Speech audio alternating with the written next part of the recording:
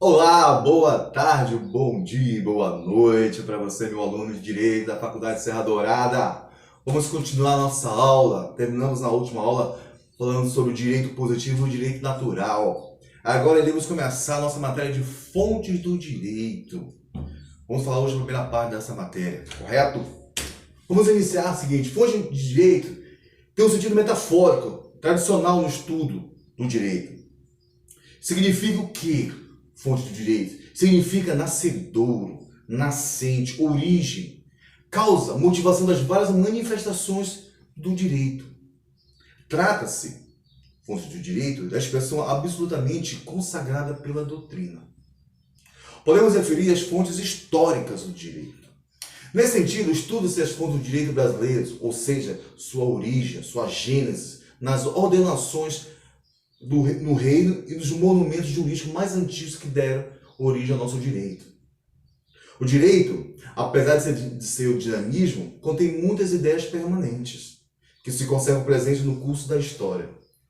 Sobre esse prisma, as fontes de direitos podem se limitar a esse campo, aos antecedentes históricos dos vários institutos jurídicos. Ou seja, trata-se também da pesquisa fundamental para a cultura que hoje nós chamamos de cultura jurídica.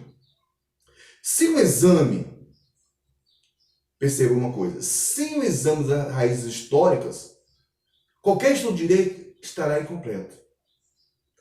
Ou seja, sem essa sustentação lógica, em que o direito ele é buscado na história, ele se torna incompleto. Muitas vezes incompreensível. Por isso, a importância das fontes do direito. Correto? Então, como em todas as manifestações culturais, também no direito a história é a mestra da vida. Não podemos escapar disso. Então, no outro sentido, a doutrina nos fala, trata a questão das fontes como fontes materiais e formais. A doutrina atual classifica as fontes como fontes materiais e fontes formais. Isto é, do meio pelos quais os direitos se manifesta um ordenamento jurídico. Então vamos definir cada uma delas. Primeiramente, o que são fontes formais? Fontes formais são o modo, os meios, os instrumentos, as formas pelos quais o direito se manifesta perante a sociedade, tal como a lei e o costume. São os meios de expressão do direito. Criam o direito, isto é, introduzem no ordenamento novas normas jurídicas.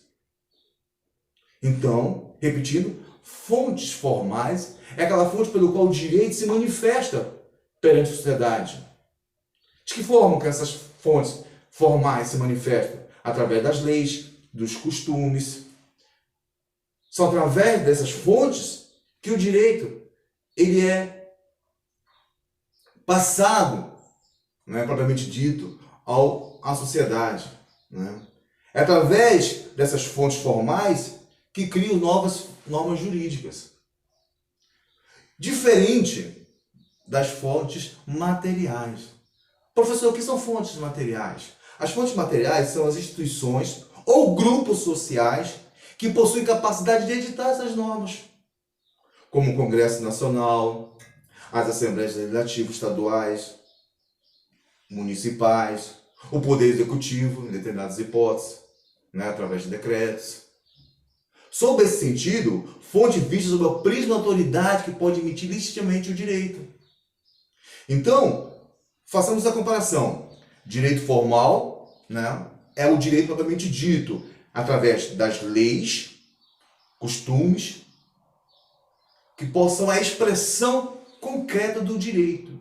E o direito material é a forma pelo qual esse direito é produzido, é feito. A forma que essas normas jurídicas são criadas. E quem tem capacidade para criar, quem tem legitimidade para criar essas leis, essas normas, são o Congresso Nacional, as Assembleias Legislativas dos Estados ou do município, o Poder Executivo, em algumas hipóteses.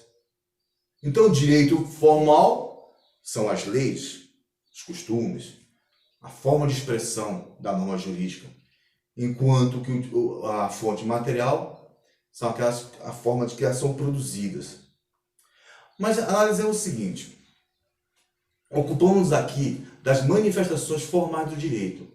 Qualquer que seja a acepção de fonte de direito que se estude, estaremos perante dos termos centrais da ciência jurídica. A teoria das fontes não se é usada por si só, devendo ser complementada pela interpretação das normas jurídicas. Não basta ter a lei propriamente dita, a lei criada, a norma jurídica feita, mas precisamos o quê? Entendê-la, precisamos interpretá-la. Aí vem a ciência da interpretação, que nós iremos estudar a hermenêutica, a forma que essas leis são interpretadas para a sociedade, para o operador do direito, para você que estuda. Ok? De start, ressalta-se a expressão fontes do direito partiu de um sentido metafórico, por meio da longa tradição histórica, obteve um significado preciso na ciência jurídica, sempre na compreensão e no entendimento da origem, berço ou nascedouro. Sabemos que fonte, nascente, nascedouro do direito.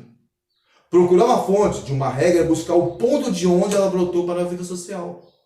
Ou seja, procurar uma fonte, procurar uma norma jurídica é buscar de onde vem, de onde ela brotou, para que a sociedade possa exercê-la, possa ser aplicada à sociedade.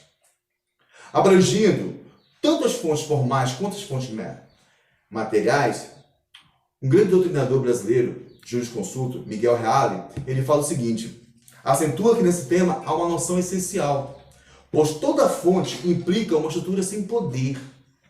Sem um centro genético de poder, não poderá haver uma solução normativa. Repetindo, sem um centro genético de poder, não poderá haver uma solução normativa.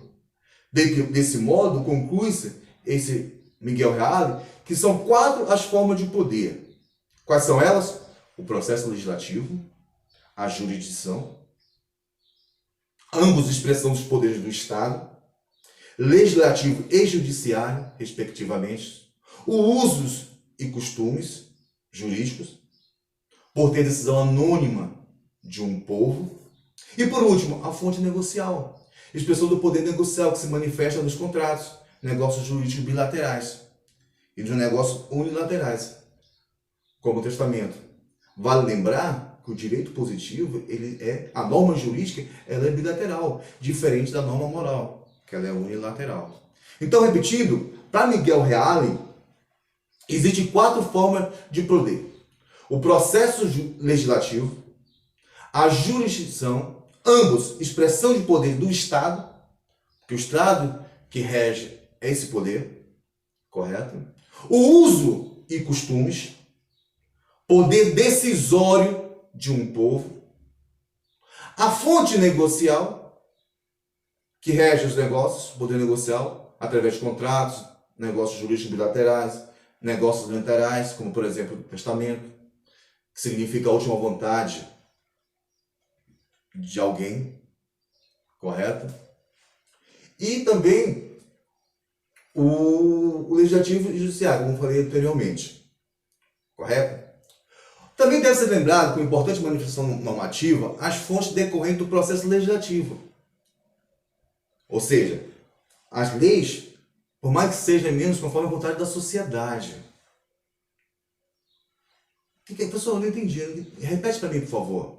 Seguinte, as fontes decorrentes do processo legislativo variam de país para país, podendo as leis ser mais ou menos conforme a vontade da sociedade. Tradicionalmente, fontes formais são as leis, correto? Os costumes, a doutrina, a jurisprudência, que nada mais, nada menos são os julgados, julgado do STF, do STJ, dos tribunais de justiça, seja do primeiro grau, são a nossa jurisprudência. Nem todos aceitam a doutrina e a jurisprudência como fonte. Miguel Reale entende por fonte, no aspecto que ora nos interessa, o formal, que os processos ou meios em virtude dos quais as regras jurídicas se positivam com a legítima força obrigatória, isto é, com a vigência e eficácia da lei. A teoria juspositivista apenas entende a lei como fonte do direito, dentro de um sistema hierarquizado de normas. Repetindo, a teoria juspositivista, aquela que Kelsen é um grande crítico dela, né?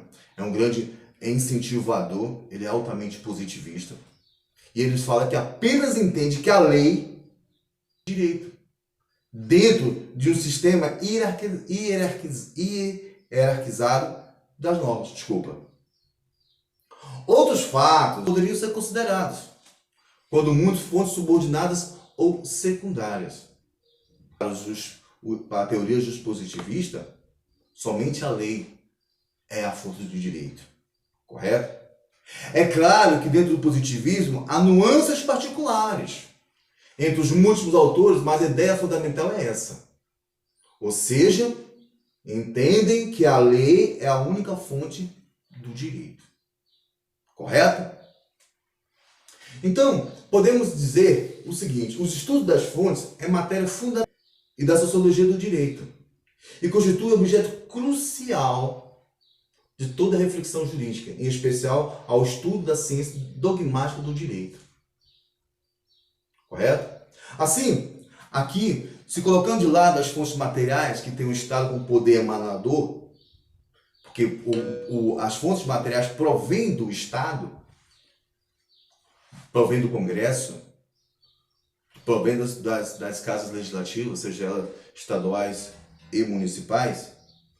Então, a doutrina tradicional costuma classificar a lei e o costume como fontes formais primárias ou imediatas, enquanto que a doutrina e a jurisprudência como fontes secundárias ou mediatas. Repetindo, para a doutrina tradicional, para os grandes doutrinadores, costuma-se classificar a lei e o costume como fontes formais, primárias ou imediatas, e a doutrina e a jurisprudência como fontes secundárias ou mediatas. O que quer dizer isso, professor? Vale lembrar que também há outros fenômenos a serem considerados. Nós temos a Lei de Introdução às Normas do Direito Brasileiro, que é o Decreto-Lei número 4.657 de 1948, que não é simplesmente uma introdução ao Código Civil, mas sim a todo o ordenamento jurídico brasileiro, que diz em seu artigo 4º, como fontes a lei, a analogia e os princípios gerais do direito. Então, a lei em normas, ou seja, a Lei de Introdução às Normas do Direito Brasileiro, que está no Decreto-Lei número 4.657 de 1942, quais são as fontes do direito? As fontes do direito são a lei, a analogia, os costumes e os princípios. Essas são as leis, são as fontes do direito para o decreto-lei. Entende-se por fontes diretas, imediatas ou primárias, aquela de per si. O que quer dizer isso? Tem possibilidade suficiente para gerar a regra jurídica. Simples. As fontes diretas, ou imediatas, ou primárias, é aquela de per si. Potencialidade suficiente para gerar a regra jurídica. As fontes imediatas ou secundárias são as que não possuem o mesmo vigor criativo das primeiras. Esclarece o espírito dos aplicadores da lei e serve de precioso substrato, auxílio adminículo para a aplicação global do direito. Desse modo, estabelecendo ao lado da lei e do costume, este como fontes primárias, as doutrinas, a jurisprudência, a analogia e os princípios gerais do direito, diferente que rege o artigo 4º da Lei de Introdução, a Lei de Introdução às Normas do Direito Brasileiro, que fala o seguinte, que as fontes do direito são a lei, a analogia e os costumes dos princípios gerais do direito. Correto? Voltemos de novo à nossa aula. Segundo essa visão, sem que estritamente todos esses últimos estudos possam considerar fontes típicas, adverte-se o seguinte, que não há unanimidade de doutrina quanto a essa classificação. Nem todos os doutrinadores aceitam que essas são as fontes do direito. Para eles há outros tipos de fontes. Correto? Mas vamos saber realmente. A lei e o costume, sem dúvida, podem exclusivamente ser considerados fontes formais do direito. Já os outros institutos gravitam em torno de noções estratégicas para a aplicação do direito. Vale ressaltar o seguinte, que também é uma classificação utilizada que se refere às fontes voluntárias e não voluntárias. Professor, o que quer dizer isso? Eu não consegui entender. O que são fontes voluntárias? Fontes voluntárias são aquelas que explicitam uma vontade dirigida, especificamente a criação de uma norma jurídica. São então decorrentes de fontes voluntárias nesse sentido, a lei, a jurisprudência e a doutrina. Repetido mais uma vez, são então decorrentes de fontes voluntárias, no sentido, a lei, a jurisprudência e a doutrina. A analogia não é fonte voluntária. Por quê? Porque ela não explicita uma vontade dirigida, especificamente, da criação de uma norma jurídica. A criação de uma norma, como costume, os princípios gerais do direito. As fontes não voluntárias, podemos chamar de analogia e os princípios gerais do direito. Porque isso não surge independentemente de se buscar ou não a criação de uma norma jurídica. Correto? Diante de tudo isso que nós falamos, a corrente que entende que não é a lei, os costumes e os demais fenômenos, mas sim a incidência de uma norma. Vale lembrar que para ser uma fonte voluntária, a lei, a jurisprudência, a doutrina, especificamente uma norma jurídica. Diferente da analogia e dos princípios gerais, que são fontes não voluntárias, que surgem independentemente de uma lei, de uma norma jurídica. Correto? Na próxima aula, nós iremos estudar cada uma delas. Nós iremos estudar o que é lei, o que é costume, o que é analogia. Correto? Então, na próxima aula, estaremos falando a definição de cada uma delas. Ok? Grande abraço para todos. Tchau.